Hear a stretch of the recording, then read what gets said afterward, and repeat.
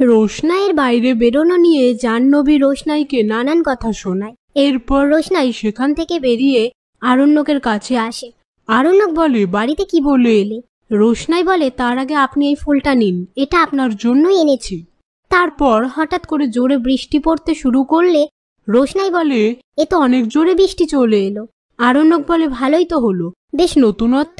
আমার জন্মদিনে এর আগে কোনোদিনও বৃষ্টি হয়েছে কিনা আমার তো মনে পড়ছে না। আচ্ছা, তুমি বাড়িতে কি বলে এলে?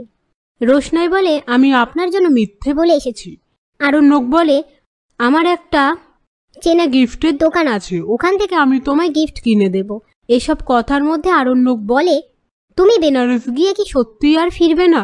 রোশনাই বলে, নিজের ঘর বাড়ি ছেড়ে আমি আর কতদিন এখানে পড়ে থাকবো? আরণ্যক বলে, আমি জানি তুমি রাজেশের জন্যই ওখানে যাচ্ছ।